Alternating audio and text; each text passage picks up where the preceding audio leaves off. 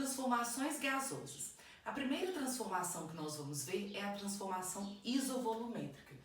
Iso vem de igual, volumétrica vem de volume. Então, nessa transformação, o volume é constante. Lá do comportamento dos gases, nós vimos essa equação aqui, que é o Petit-Patat, que é a equação da transformação isovolumétrica com a temperatura sempre em Kelvin. O que nós vamos fazer aqui? Analisar a primeira lei da termodinâmica dentro dessas transformações.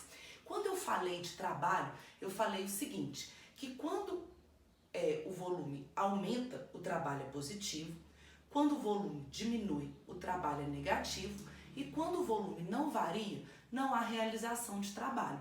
Então, a característica dessa transformação é que o trabalho ele vale zero. Pegando a primeira lei da termodinâmica, ΔU, Q menos trabalho, como o trabalho vale zero, posso eliminar esse trabalho daqui. Então, vou ficar com ΔU igual à quantidade de calor. Então, o que você tem que saber? Que na transformação isovolumétrica, o trabalho é zero e a variação de energia interna é igual à quantidade de calor. E saber analisar o gráfico da transformação isovolumétrica. No gráfico pressão por volume, como o volume é constante, vai ser uma reta vertical. Neste primeiro gráfico, a seta aponta para cima, mostrando que a pressão aumenta. Neste caso, a variação de energia interna e a quantidade de calor serão positivas. No segundo gráfico, a setinha aponta para baixo, o que mostra que a pressão diminui. Nesse caso, a variação de energia interna e a quantidade de calor serão negativas. A segunda transformação que nós temos é a transformação isotérmica. Iso vem de igual, térmica de temperatura. Então, a temperatura é constante. Lá dos gases, temos a equação Pv-Pavat. E a temperatura, ela está relacionada diretamente com a variação de energia interna.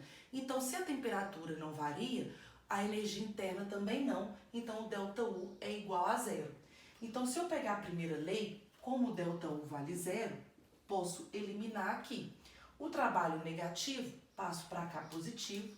Então, eu tenho que trabalho é igual a quantidade de calor. Então, o que você tem que saber dessa transformação? Que o ΔU vale zero e o trabalho e a quantidade de calor são iguais. O gráfico da transformação isotérmica é uma hipérbole, né? Que aqui tem um sentido para a direita, mostrando que o volume aumenta, então é uma expansão.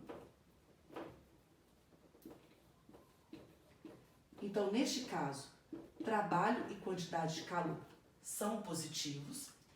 E nesse segundo gráfico, mostra que o volume diminui, ou seja, uma compressão.